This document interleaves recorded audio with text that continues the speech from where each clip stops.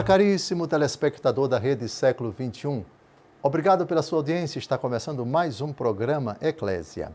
O nosso compromisso semanal, agora todos os sábados pela manhã, sempre a refletir aspectos da pessoa de nosso Senhor e Salvador Jesus Cristo. Todos os programas, por mim assumidos, Eclésia, sempre trataram de um aspecto da vida de nosso Senhor. E esse está na mesma linha. O argumento, garanto que ele vai interessar muito a você, como todos os outros, aliás. Isso não é mérito meu, mas do próprio Senhor Jesus. O argumento de hoje, a fidelidade de Cristo. Cristo, o fiel. Está aí um argumento pouco abordado a respeito da pessoa de Jesus. Falar da fidelidade de nosso Senhor. Existe algum texto da Escritura que diga claramente que ele é fiel? Essa é a questão. Depois que nós falarmos da fidelidade de Cristo, é óbvio que vamos falar também da nossa fidelidade a Deus e a nossa fidelidade às promessas que nós formulamos em determinados momentos da nossa vida. Fidelidade às promessas do batismo, fidelidade às promessas sacerdotais, sacramento da ordem, fidelidade às promessas matrimoniais e assim por diante. E outras promessas até fora do âmbito da fé, do âmbito cristão. Então, o argumento é relevante. Antes de tudo, nós vamos buscar no Antigo Testamento textos que comprovem que a fidelidade é um atributo não apenas de Cristo, e já falamos, sem citar quais são os versículos do Novo Testamento que comprovam a fidelidade de Cristo, mas antes de ser fidelidade de Cristo, na Escritura se fala da fidelidade de Deus. De Deus. O primeiro texto que eu evoco, vejam, no Antigo Testamento há abundantes, fartos, numerosíssimos textos que falam da fidelidade de Deus a Israel, ao seu povo. Escolhi dois salmos. O Salmo 24, versículo 10 e o Salmo 35, versículo 6. Primeiro, vamos ao Salmo 24, versículo 10. Todos os caminhos do Senhor são graça e fidelidade para aqueles que guardam sua aliança e seus preceitos. A fidelidade só é compreendida diante de uma promessa que foi feita antes. O que é a promessa? É o compromisso de dizer ou não dizer, de fazer ou não fazer. E essa promessa, ela tanto pode ser feita a uma pessoa quanto a um grupo de pessoas. Deixa a tua casa, tua parentela. Vai para onde eu te indicar. Eu te farei o pai de uma grande nação, abençoarei os que te abençoarem, amaldiçoarei os que te amaldiçoarem. Aqui está a primeira promessa de Deus no início da revelação positiva a nosso pai Abraão. Mas no livro do Gênesis nós temos uma promessa anterior, no capítulo 3. Porém inimizade entre ti e a mulher, entre a tua descendência e a dela. Tu lhe ferirás o calcanhar, enquanto ela esmagará a tua cabeça. Fidelidade é cumprir no tempo aquilo que foi assumido no passado. Pronto. Deus é fiel. A fidelidade de Deus ao que Ele promete à humanidade, ao que Ele promete a uma ou mais pessoas. Geralmente as promessas do Senhor são promessas para todo Israel e ultrapassando Israel, porque nele está representado o novo Israel e toda a humanidade, é uma promessa dirigida a todos os homens. Em Israel, depois na igreja e por ela a toda a humanidade. Segundo texto, Salmo 35, versículo 6. Senhor, vossa bondade chega até os céus, vossa fidelidade se eleva até as nuvens. Uma imagem bonita de fidelidade que se eleva, ou seja, ela é grande demais, ela é incomensurável, ela é eterna, ela é majestosa, ela é grandiosa. A 1 Coríntios, capítulo 1, versículo 9, aqui já estamos no Novo Testamento, fala da fidelidade não mais de Deus, no sentido da unidade de sua essência, porque no Antigo Testamento não se faz distinção entre Pai, Filho e Espírito Santo. O Antigo Testamento não conhece, é preciso o Novo Testamento para esclarecer, para explicitar a noção da diversidade de pessoas. Então, quando se fala de fidelidade no Antigo Testamento, é fidelidade a Deus. E agora, no Novo Testamento, nós temos a fidelidade a Deus Pai. Pai. 1 Coríntios, capítulo 1, versículo 9. Fiel é Deus, por quem fostes chamados à comunhão de seu Filho, Jesus Cristo, nosso Senhor. Deus é fiel, Deus Pai. E onde está a fidelidade de Deus Pai? Este é o meu Filho muito amado, em quem eu deposito toda a minha afeição. Ouvi-o. Tu és o meu Filho, eu te glorificarei, já o glorifiquei e hei de glorificá-lo. As promessas de Deus de não abandonar o seu povo, tanto Deus amou o mundo que enviou o seu Filho, para que todo o que nele crê não pereça, mas tenha a vida eterna. E a partir desse texto nós olhamos para as profecias do Antigo Testamento e vemos nelas promessas. Promessas de Deus que se cumprem em seu Filho Jesus. Fiel é Deus. Mas, se a fidelidade no Antigo Testamento é um atributo de Deus na unidade de sua essência, e segundo a 1 Coríntios, a fidelidade é um atributo de Deus Pai, a fidelidade também é um atributo de Deus Filho. E onde está, na Bíblia, uma prova claríssima de que Jesus Cristo, nosso Senhor, é fiel? Apocalipse de São João em 3 capítulos. O capítulo 1, o capítulo 3 e o capítulo 19. 3 textos da Escritura que comprovam Jesus Cristo é fiel. Primeiro, Apocalipse capítulo 1, de 4 a 5. João. As 7 igrejas que estão na Ásia. A vós, graça e paz da parte daquele que é, que era e que vem, da parte dos 7 Espíritos, que estão diante do seu trono e da parte de Jesus Cristo, testemunha fiel, primogênito dentre os mortos e soberano dos reis da terra. Testemunha fiel.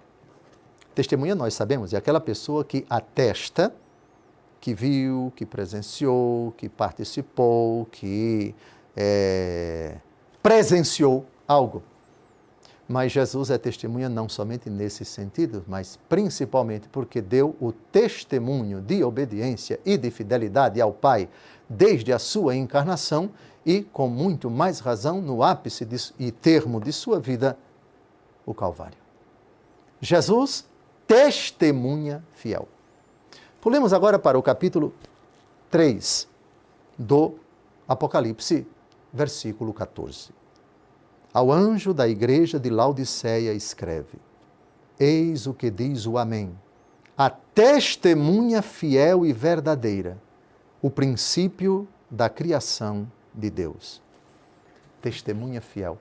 Uma das finalidades da escrita, da redação do Apocalipse foi confortar a igreja perseguida, já sofrendo com os ataques dos judeus e principalmente nessa época do imperador Domiciano, com a perseguição do Império Romano.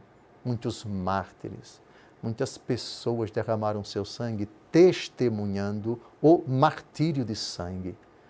E Jesus é apresentado como testemunha fiel, isto é, se nós agora estamos sendo perseguidos por causa da nossa fé em Jesus, lembrem-se, Ele é, por antonomasia, a testemunha fiel e verdadeira.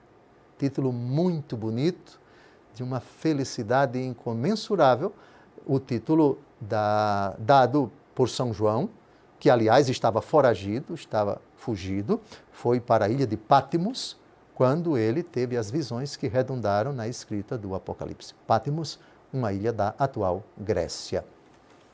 Terceiro texto, Apocalipse capítulo 19, versículo 11. Vi ainda o céu aberto.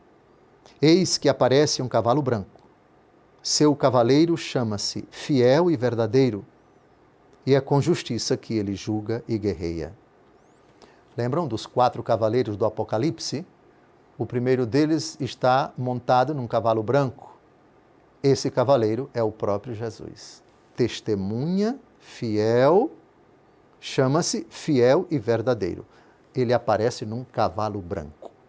Jesus, o Verbo de Deus, de novo chamado Fiel e Verdadeiro.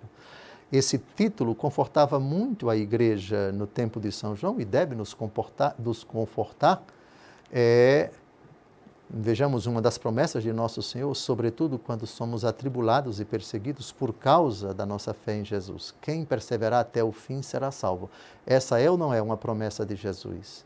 E nesse período extremamente conturbado em que a igreja estava sendo perseguida, o próprio São João teve que deixar a sua diocese em Éfeso e se evadir para a ilha de Patmos para não morrer.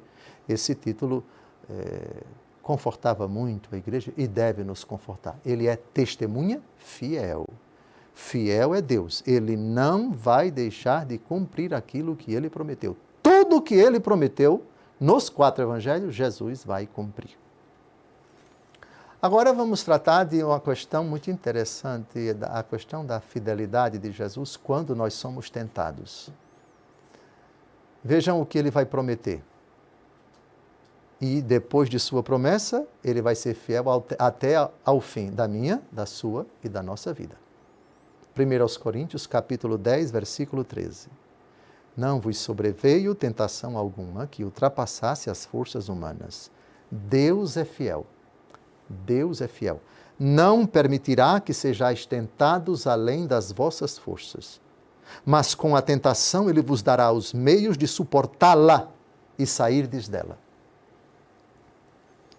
O que Jesus colocou no penúltimo pedido do Pai Nosso, não nos deixeis cair em tentação, precisa ser conjugado com esse versículo.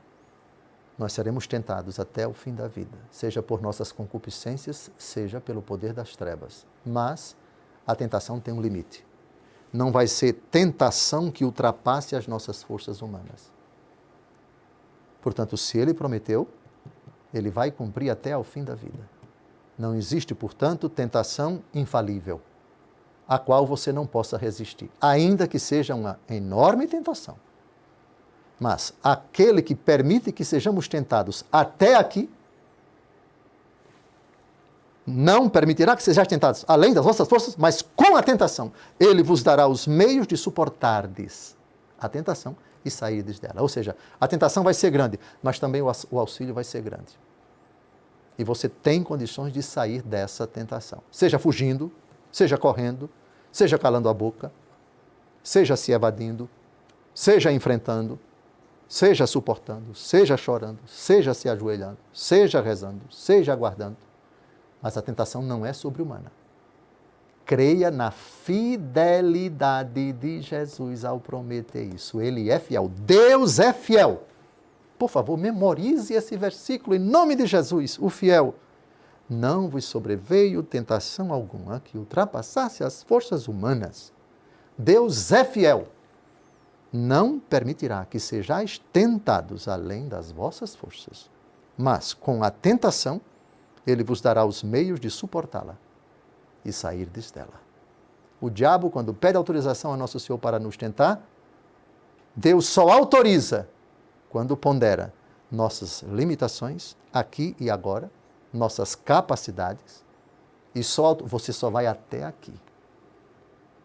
E ele cuida de nos dar forças. Mas por que ele permite que sejamos tentados? Pergunte a qualquer militar, Exército, Marinha, Força Aérea, se a tropa é treinada para uma eventual guerra. E por que ela é treinada? Ela é treinada, submetida a várias dificuldades, porque quando vier o perigo, eles já sabem como enfrentá-lo e triunfar sobre eles, sobre os perigos, sobre os ataques contra os inimigos, contra os inimigos. A tentação é também uma forma de nos fortalecer, de nós demonstrarmos, confiando, pedindo, implorando e também enfrentando com os auxílios recebidos, que nós somos do Senhor, que não temos medo do inimigo e é preciso enfrentá-lo como Jesus enfrentou, com jejum, com oração, no deserto, etc., estando atentos, dobrando os joelhos e assim por diante. As tentações têm também a sua utilidade. E o Senhor só permite, atenção, o verbo não permitirá. O Senhor não tenta ninguém no sentido pejorativo, mas tenta no sentido positivo. Isto é, não, eu vou tentar passar no concurso, eu vou tentar passar no vestibular, eu vou tentar passar no Enem. Fulano está tentando conseguir um emprego e assim por diante, está se submetendo à prova. Esse é o sentido positivo da tentação. O sentido pejorativo, Deus não tenta ninguém. Então, Deus tenta no sentido positivo, no sentido de submeter à prova. Mas quando Ele permite que o diabo nos tente, é para que nós demonstremos força, coragem, firmeza, resistência, e nós amadureçamos e nós aprendamos a triunfar sobre o inimigo, e ninguém vence o inimigo senão enfrentando-o. Está terminando o nosso primeiro bloco, não saia daí. No segundo, tem mais promessas do Deus fiel. Tem mais aspectos importantes da fidelidade de nosso Senhor Jesus Cristo. Um argumento que eu sei, tenho certeza, em 100%, 101%, que ele é de grande utilidade para você. Olhar para Jesus não como aquele que prometeu, mas não sei se vai cumprir. Ele é fiel. As promessas dele que estão aqui na Escritura, elas vão se cumprir. A palavra do Senhor não vai cair por terra. Céus e terra passarão, mas as palavras do Senhor Jesus não passarão. Não saia daí. No segundo bloco, a gente continua a tratar da fidelidade do Senhor Jesus. Até logo mais.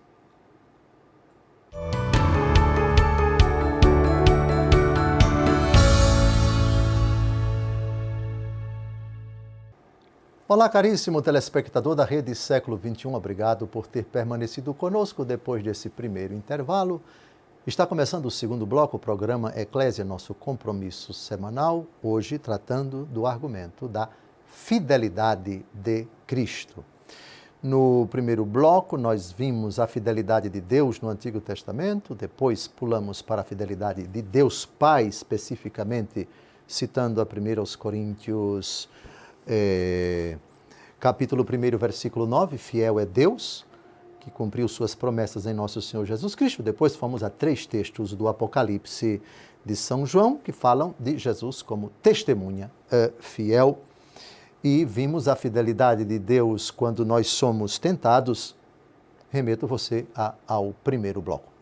Agora, nesse segundo bloco, vamos continuar investigando o argumento da fidelidade de Cristo no Novo Testamento. Antes, eu quero te dar uma dica muito importante, especialmente se estás gostando dos nossos encontros aqui no programa Eclésia. No nosso site, tu podes encontrar os conteúdos dos nossos programas aqui na Rede Século XXI. Também as minhas homilias e ainda um espaço para que tu deixes o teu pedido de oração. Acesse domjosefalcão.com.br e também no nosso canal no YouTube, repetindo.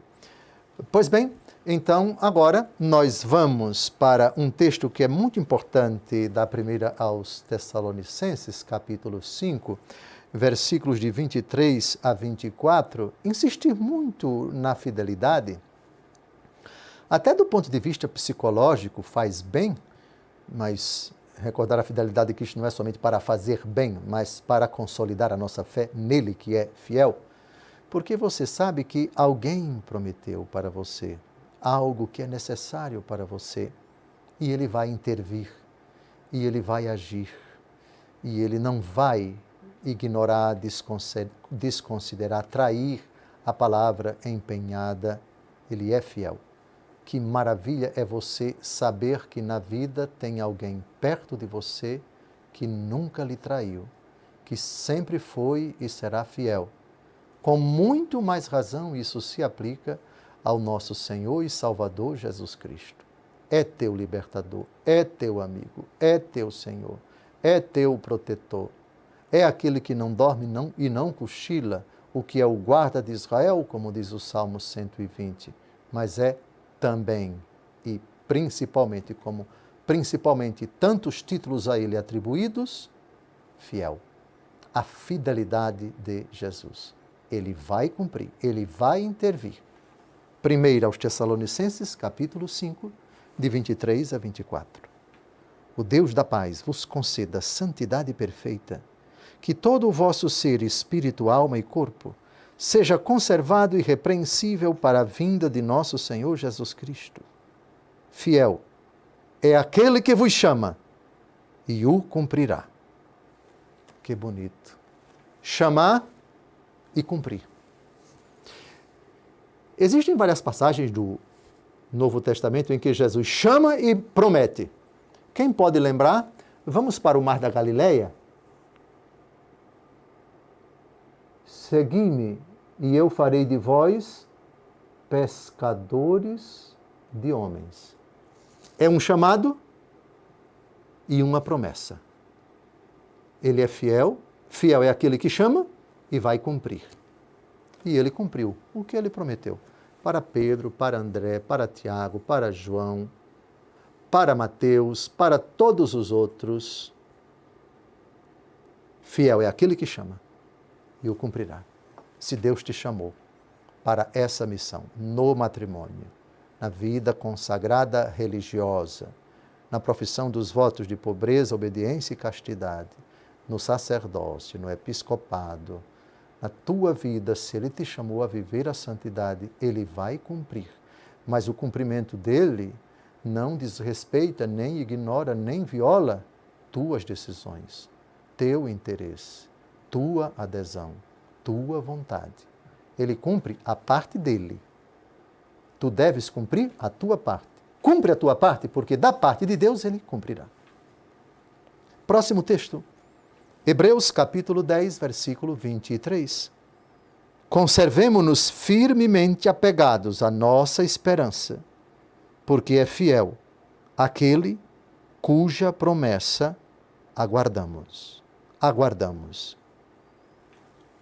Conservemos firmemente apegados, conservemo-nos a nossa esperança, esperança que não decepciona. Eu espero a intervenção do meu Senhor, eu espero o seu intervento portentoso, eu espero sua libertação, eu espero suas luzes, eu espero sua... Porque Ele prometeu. E, por favor, eu acredito na palavra dEle, eu deposito inteira confiança na autoridade daquele que falou. E aqui está o poder da fé. Isto é, eu creio naquele que fez essa intervenção prodigiosa e fez promessas. Eu acredito no Deus das promessas, no Deus prometedor. Palavra bonita, que me toca muito, que evoca de nossa parte exatamente isso, adesão. Eu aguardo. Se existe uma virtude que se fortalece e que é necessária para que a fidelidade de Cristo tenha impacto positivo na nossa vida, é a virtude da esperança.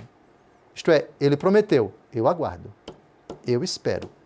Ele intervirá, Ele agirá, Ele fará a parte dele. Agora, dois textos que são realmente bombásticos, no bom sentido. Deus nos será sempre fiel, mesmo quando lhe somos infiéis. 2 Timóteo, capítulo 2, versículos de 11 a 13. Eis uma verdade absolutamente certa. Se morrermos com Ele viveremos. Se soubermos perseverar, com Ele reinaremos. Se, porém, o renegarmos, Ele nos renegará. Se formos infiéis, Ele continua fiel e não pode desdizer-se. Aqui tem muita coisa que precisa ser enfocada. Se morrermos com Ele viveremos. Hoje estarás comigo no paraíso. Se morrermos com Ele. O ladrão morreu com Cristo, que a tradição chama de São Dimas. Lembra-te de mim quando estiveres no teu reino. Qual foi a promessa de Jesus? O Cristo fiel, hoje estarás comigo no paraíso. Se morrermos com Ele viveremos. Quem morrer na graça de Deus vai viver com Ele. Meu desejo é partir e estar com Cristo, diz o apóstolo Paulo. Hoje estarás comigo no paraíso. Se soubermos perseverar, com Ele reinaremos. Qual foi a promessa dele no capítulo 24 de São Mateus? Quem perseverar até o fim será salvo. Aqui está a promessa. E o Deus fiel cumpre. Não se perturbe o vosso coração. Credes em Deus, crede também em mim. Na casa do meu Pai há muitas moradas. Não for assim, eu vos teria dito. Vou preparar-vos um lugar. E quando este lugar estiver preparado, voltarei. E tomar-vos-ei comigo para que, onde eu estou, vós estejais. Aqui está, por favor. Se perseverarmos, com Ele reinaremos. Se, porém, o renegarmos, Ele nos renegará. Mas nos renegará o quê? O que é que Ele vai renegar em nós? Apartai-vos de mim, malditos. Por quê? Porque veio alguma coisa dele? Não. Porque tive fome e não me deste de comer. Porque tive sede e não me deste de beber. Porque estive nu e não me vestistes. Aqui está o renegar Cristo, o renegar de Cristo. Aquele que é fiel prometeu. Prometeu o céu para esses, para os que fizerem isso. E prometeu o inferno como renegação no sentido de respeito dele às nossas decisões. O que o homem semeia, isso ele colherá. Quem semear na carne colherá a corrupção. Mas, se formos infiéis, ele continua fiel. Como é que ele renega a gente e continua sendo fiel a gente? Ele renega em nós o pecado, mas não deixa de ser fiel, porque o que ele prometeu, ele vai manifestar sempre. Jeremias capítulo 31, versículo 3. Eu te amo com eterno amor. O demônio renegou Jesus sendo infiel. Jesus não renega o demônio. Jeremias 31, 3. Eu te amo com eterno amor. Cristo não pode desdizer-se. O Pai não pode desdizer-se. O Espírito não pode desdizer-se. Deus, na unidade de sua essência, não pode desdizer-se. Porque Deus ama com um ato eterno e esse ato é irrevogável. Eu sou Deus e não mudo. Malaquias capítulo 3, versículo 6. Judas, o que foi que Jesus disse?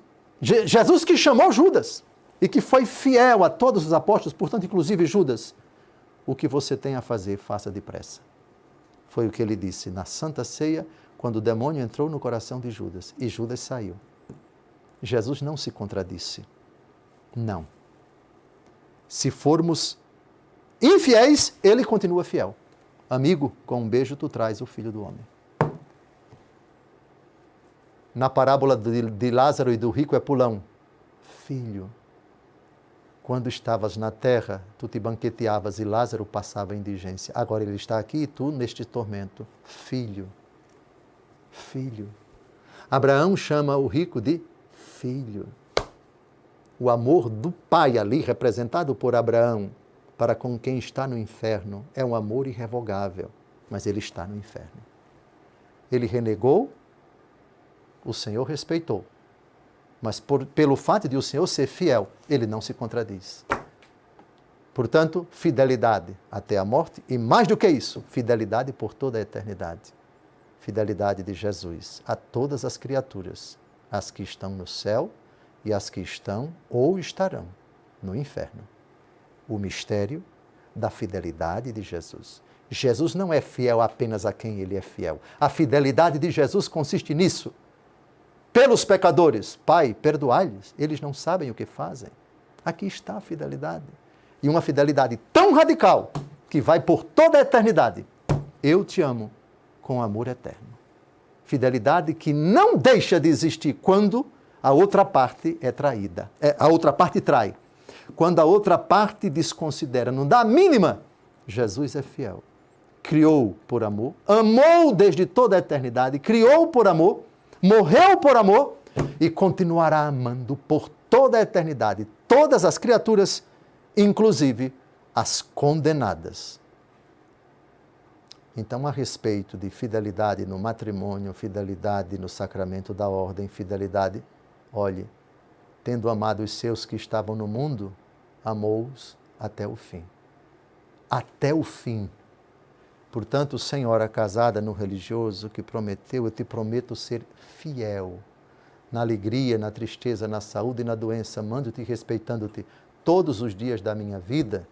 Se a fidelidade não se traduzir, não se renovar, até ao fim, terá sido mentirosa. Portanto, se acabou o relacionamento e você atrás prometeu fidelidade até ao fim, desculpe com todo o respeito. Não estou culpando você nem ninguém, mas aquela promessa lá no altar não foi verdadeira. Ou é fidelidade até a morte, ou não é fidelidade. Amai-vos uns aos outros como eu vos tenho amado. Tendo amado os seus que estavam no mundo, amou-os até o fim. Perceberam porque esse argumento é assustador? Para mim, bispo, para todos nós, padres, para todos os cristãos batizados. Todas as promessas batismais, sacramento da ordem, sacramento do matrimônio, decorrentes dessa fidelidade, se formos infiéis, ele continua fiel e não pode desdizer-se. A fidelidade de Cristo é algo muito grave, ninguém brinque com ela, porque é uma fidelidade que vai para além da morte e se estende, se for o caso, a depender de nós, até ao fogo do inferno. Finalmente, 1 João capítulo 1, de 8 a 10. Se dizemos que não temos pecado, enganamo-nos a nós mesmos e a verdade não está em nós. Se reconhecemos os nossos pecados, Deus aí está, fiel e justo, para nos perdoar os pecados e para nos purificar de toda iniquidade. Se pensamos não ter pecado, nós o declaramos mentiroso e a sua palavra não está em nós. Se reconhecermos nossos pecados, na hora, se o perdão for sincero, na hora o perdão é dado. Na hora, lembra-te de mim quando estiveres no teu. Hoje estarás comigo no paraíso. Eu quero acreditar que o ladrão na cruz foi dizendo isso, Jesus já respondeu imediatamente. Ele não ficou pensando, não ficou olhando, não ficou fazendo censura, não. Foi imediatamente. Hoje estarás comigo no paraíso. Meu Deus do céu, que coisa grandiosa! Se reconhecemos nossos pecados, o fiel e justo Jesus ali, para perdoar os nossos pecados imediatamente. A fidelidade, o tema da fidelidade de Jesus é glorioso para uns, extremamente grave e preocupante para outros. Ninguém brinque com a fidelidade de Jesus. É uma fidelidade para sempre. Ah, então quer dizer que todo mundo vai... A coisa não é bem assim. A coisa não é bem assim. Irás para o céu se reconheceres os teus pecados e sinceramente mudares de vida e te reconciliares com o Senhor. Aí tu perceberás as benesses, os frutos positivos, a dádiva da fidelidade de Cristo na tua vida. Eu gostaria de lembrar a você que todos os nossos programas anteriores estão disponíveis no YouTube da Rede Século XXI. Por falar em YouTube, se você estiver vendo pelo aplicativo, peço a você que deixe lá o seu like no vídeo e também compartilhe com seus amigos. Também não se esqueça de se inscrever em nosso canal para ser notificado de nossas próximas transmissões e novos conteúdos. Eu também tenho um canal no YouTube e você pode se inscrever lá também. Basta buscar por meu nome, Dom José Francisco Falcão. No terceiro e último bloco, responderemos as perguntas que já estão aqui com o Caio, que é o nosso aspas carrasco, que apresenta as perguntas que eu não sei quais são, a não ser na hora em que elas são colocadas aqui no teleprompter. Um grande abraço, até daqui a pouco, se Deus quiser.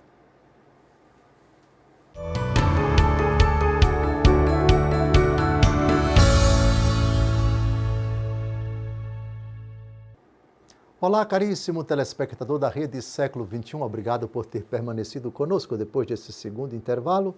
Chegamos ao terceiro e último bloco do nosso programa Eclésia, nosso compromisso semanal. O nosso programa se debruça sobre uma qualidade, sobre um atributo, sobre um aspecto da vida de nosso Senhor e Salvador Jesus Cristo. Hoje tratando da fidelidade de Cristo. Eu quero agora agradecer a você que é sócio da Associação do Senhor Jesus, você que é fiel em sua doação e também em suas orações. Você é o nosso grande responsável por este programa, está no ar, aqui em Brasília. Você é o nosso grande patrocinador da rede Século XXI, que leva a todos, há várias décadas, pela TV e pela internet e para todo mundo, este sinal que espalha a palavra de Deus. Se você ainda não assumiu esta missão, junte-se a nós. Você pode fazer a sua doação pelo Pix, apontando sua câmera para o QR Code que aparece aí na sua tela. Seja um evangelizador junto com a Associação do Senhor Jesus. O nosso padre Eduardo Dougert sempre diz, ela não é minha, ela é do Senhor Jesus. Agora, nós vamos às perguntas. Como eu costumo dizer, a minha equipe aqui, que hoje tem 4 pessoas, uma delas é o nosso, entre aspas, no bom sentido, carrasco, porque ele apresenta as perguntas que chegam e eu não as vejo, não as leio, leio agora. Garanto a você, com a mão na escritura, que isto é a mais absoluta verdade. E tenho que responder a queima-roupa. Deus tenha misericórdia de mim e do Caio também. Vamos então à primeira pergunta. Lá vai. Considerando o pecado como infidelidade, podemos dizer que em todos os seres humanos, que todos os seres humanos são, em algum grau, infiéis a Deus? O Salmo 115 diz uma coisa que me toca muito e aqui eu leio para vocês. Salmo 115, versículo 2. Uma tradução. Confiei quando dizia na aflição, todo homem é mentiroso, todo homem. Outra tradução. Em meu pavor eu dizia, o homem é um apoio falaz. Em Jeremias capítulo 17, versículo 5 é dito, maldito o homem que confia no outro homem. É claro que todos esses versículos hão de ser entendidos nessa perspectiva. Sem a graça de Deus, nós não somos nada. O homem, por suas próprias forças, é um apoio falaz. O homem que confia nos seus méritos, que não existem em absoluto, mérito de justiça, o homem que não pode justificar-se diante de Deus, ele é um mentiroso. Vejam, não necessariamente mentira no sentido de faltar com a verdade, com o intuito de enganar, e essa é a definição da palavra, da categoria mentira, segundo Santo Tomás de Aquino. Mas a mentira no sentido de uma realidade que sem a graça de Deus nada pode e nada é. Sem mim nada podeis fazer. Qualquer realidade que comporte o ser e o agir do homem sem Cristo, sem a graça de Deus, é uma mentira, é uma ilusão. Então, como a pergunta foi, todos os seres humanos são, em algum grau, infiéis a Deus, é preciso separar Nosso Senhor Jesus Cristo e a bem-aventurada Virgem Maria. Nosso Senhor Jesus Cristo, porque é Deus, mas é verdadeiro homem. Jesus Cristo, verdadeiro Deus e verdadeiro homem, Deus de Deus, luz da luz, Deus verdadeiro de Deus verdadeiro, gerado não criado, consubstancial ao Pai, etc. Então, nesse sentido, Jesus nunca foi infiel a Deus. Filipenses capítulo 2, de 6 a 11. Obediente até a morte, e morte de cruz. Portanto, esse ser humano, que é um ser divino, ser humano na sua natureza de verbo encarnado. Ele é um ser divino com duas naturezas. Então, tudo que diz respeito à natureza humana de Jesus, não se pode falar de infidelidade a Deus. O mesmo se aplica à bem-aventurada Virgem Maria. Nossa Senhora nunca foi infiel a Deus. Infidelidade a Deus é pecado e a Virgem Maria foi concebida sem pecado. E não somente no momento da sua concepção, mas ao longo de toda a sua vida, a fé da Igreja professa que ela não cometeu pecado. Portanto, a palavra infidelidade a Deus, a expressão infidelidade a Deus, não se aplica a Nossa Senhora. Os demais, sim.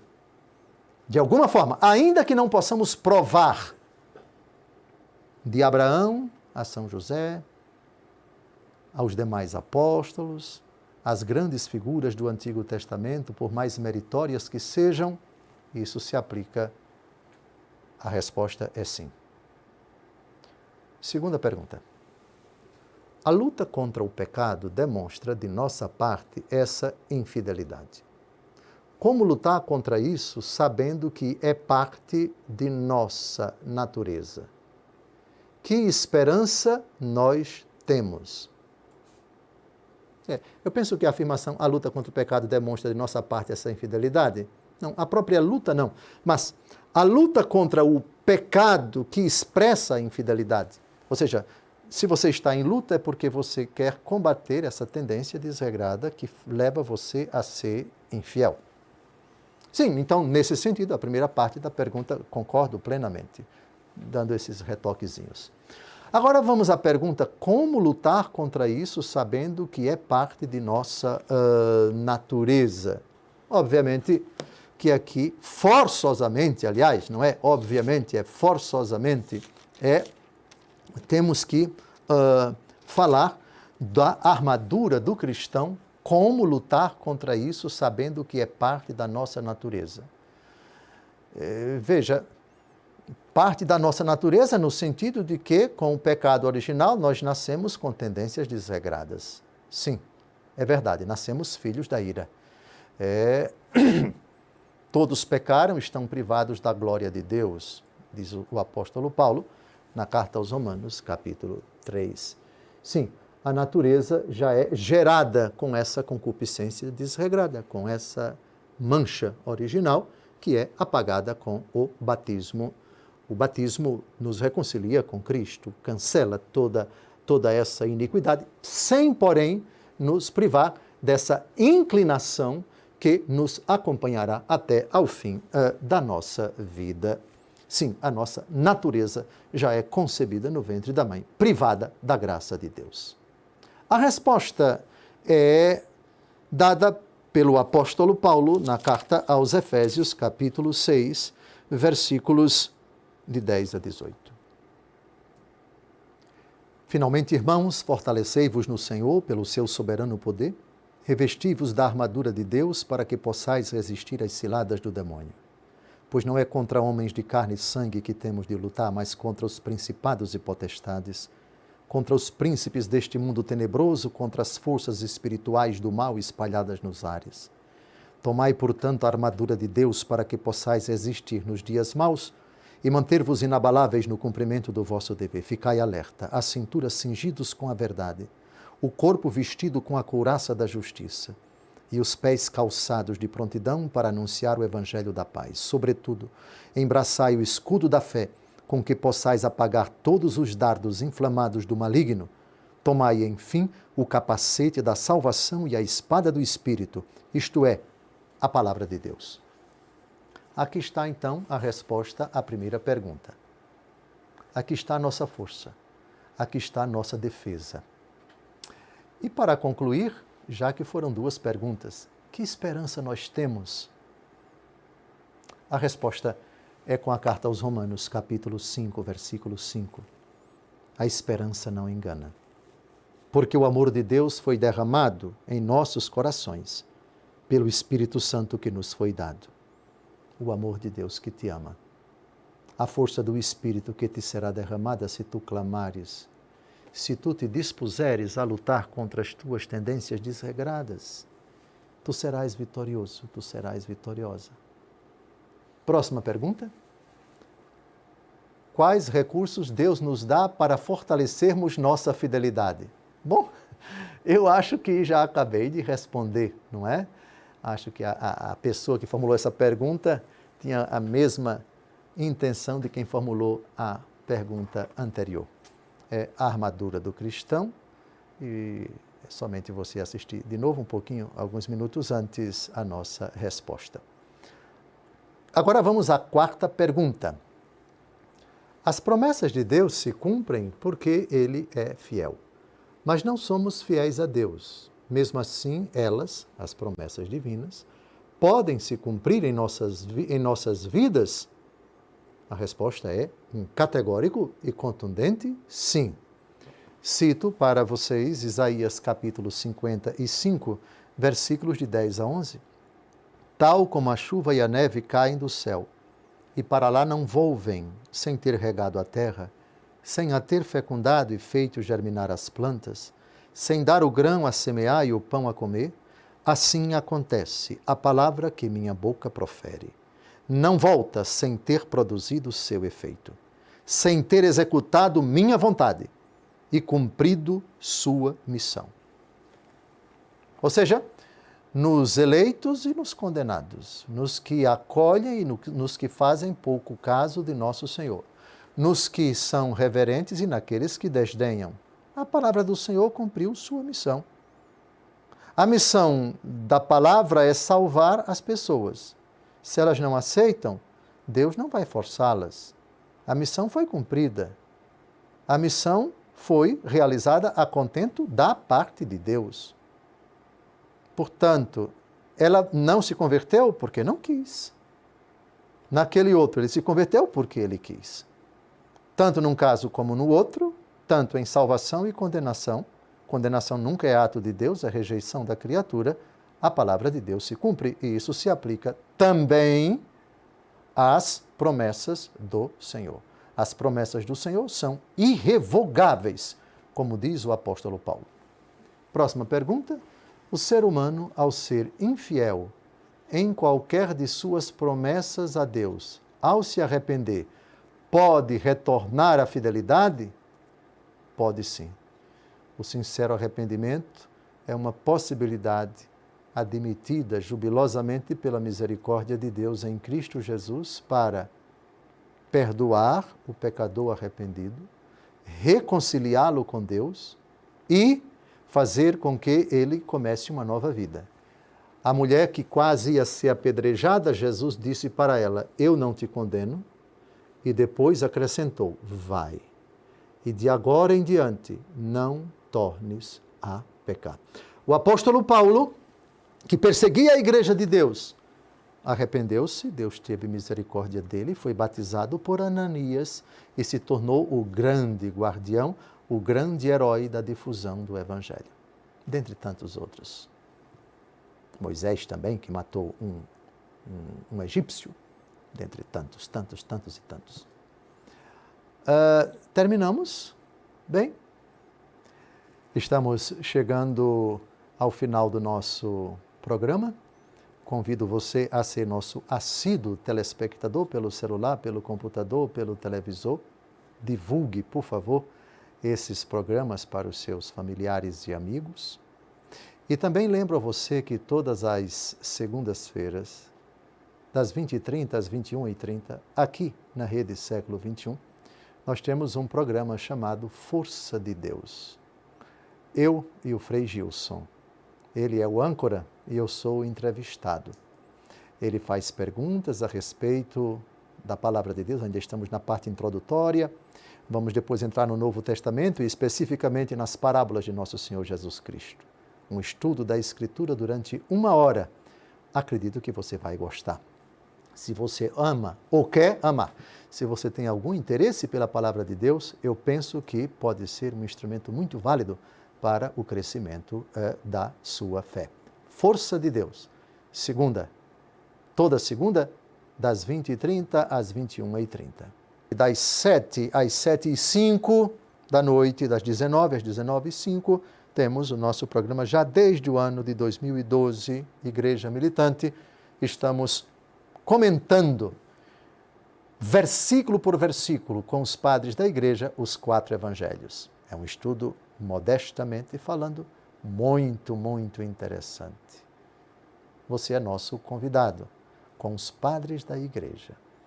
Gravados nesse programa, já temos até o mês de julho de 2026. Aqui não estamos para brincadeira, é gravar, gravar e gravar, para deixarmos para a posteridade. E estamos numa sôfrega atividade, porque Apocalipse 12:12, o demônio partiu para a terra cheio de fúria, porque sabe que pouco tempo lhe resta. Eu, ultimamente, tenho pensado também nisso a respeito da minha vida. Pouco tempo me resta. Então é preciso gravar e gravar e gravar para deixar para vocês todos aquilo que, da minha miséria, Deus se dignou revelar para todos vocês. Um grande abraço. Até o próximo sábado, se Deus quiser, com mais alguma coisa de Cristo. Nem a minha equipe sabe aqui qual é o argumento na hora de gravar. E assim gera uma expectativa boa e me força também a me preparar para não dizer besteira, para não dizer heresia, para possibilitar para você um ensinamento seguro a respeito da doutrina da Igreja. Aceite minha bênção. Uma semana cheia de graças. Até o próximo encontro, se Deus quiser. Felicidades, paz e bem.